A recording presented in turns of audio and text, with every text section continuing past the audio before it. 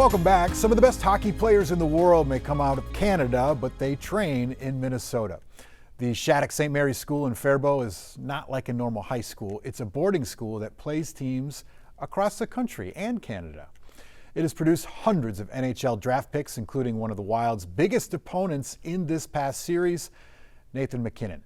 Morgan Wolf has that story. The road to the NHL has passed through plenty of cities, but for generations of elite players, it's also passed through the rinks of Shattuck-St. Mary's School. Zach Parise, Sidney Crosby, Jonathan Toews, Jackson Lacombe is kind of my more favorite recent one. Hockey greatness hangs everywhere for both men and women. Some of these people come here, they're from Connecticut and New Jersey and whatnot, and they're LA. They have no clue. They've never seen a cow before, they've never seen corn before. Its location is unassuming, but legendary coach Tom Ward likes it that way. We're a little slice of Americana down here in Faribault. As a boarding school, it's affectionately called the Hogwarts of hockey. We're about as old as Hogwarts. Shattuck started as a military school. So as I understand it, this was like the place you didn't want to get sent to. Eventually, the all-boys school and St. Mary's all-girls did combine. The hockey program really started to take off in the 90s. Today, they field thousands of applications. And while they offer financial aid, tuition and fees cost roughly $76,000 a year. You know, you look around youth sports right now, there's a lot made of rankings and records and all this stuff, but that's really not the point of those transformative years for the kids. It's about the experiences, the relationships. The formula here has always been pretty simple. It's try to get the right people here. So good kids, good parents. And that's been a winning formula. I mean, there's been 120 NHL draft picks, 52 NHL players, 31 Olympians, 41 women's professional players, almost 900 college players. It's all since 1999, right? All of us here, we spend our mornings having coffee, talking about the games and the guys that, the Shattuck guys that played last night. And Nathan's always a topic of conversation. He's a hell of a player. Nathan MacKinnon can be found on the Colorado Avalanche. And the school's produced a new wave of talent in the likes of Macklin Celebrini, a Hobie Baker Award winner and Olympic captain. And speaking of the Olympics, Aaron Frankel made 30 saves for Team USA in their gold medal game this year. Then there's also new coaches who went to Shattuck, like the Frosses' Brianna Decker. This is fleeting. But believe it or not, at Shattuck, it's not all about hockey. It's about preparing the students for everything that comes after that final buzzer. And I truly believe that this is a place that helps them be ready for the real world. In Faribault, Morgan Wolf, KARE 11 News. Coming into some bad news right now, the Wild's best season in years, it's over. They were eliminated last night in overtime by the Colorado Avalanche, the Avs scoring just 4 minutes into OT. The Wild game out strong. They came out strong, establishing a 3-goal lead in the first period. Everything looked good. The Avalanche clapped back hard, though. The final score, you heard it, 4-3.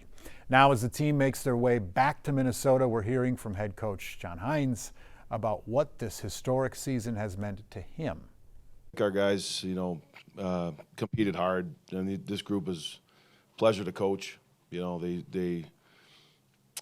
you go 9 months together, basically, right? And great competitors, great character, gave everything they had, and that's all you can ask as a coach.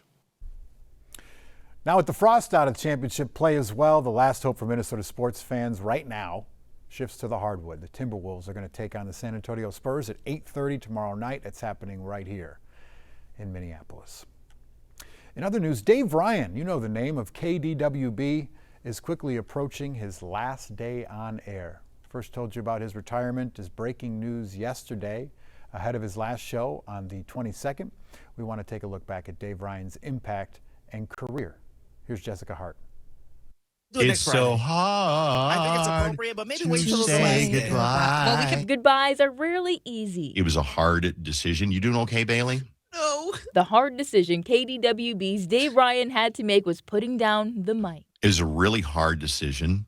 I've been here for 33 years, almost exactly. It is time to move on. I don't feel spent. I feel old, but that's nothing new. I will tell you, it was like very heartwarming, the amount of people who reached out today. You have changed my life. You helped me ask her to prom over the radio.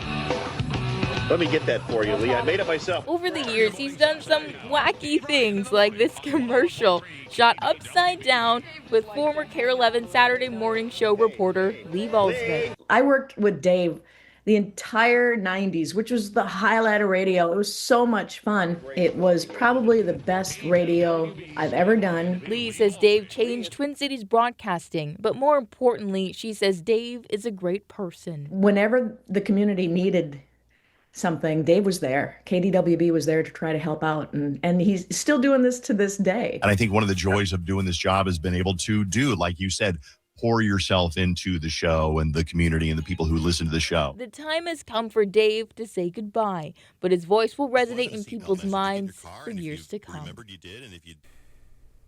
Jessica Hart reporting there. As for what's next, Dave says it's always been a challenge to get some time off, so he's looking forward to all kinds of new adventures. Good luck, man. Well, let's let the races begin.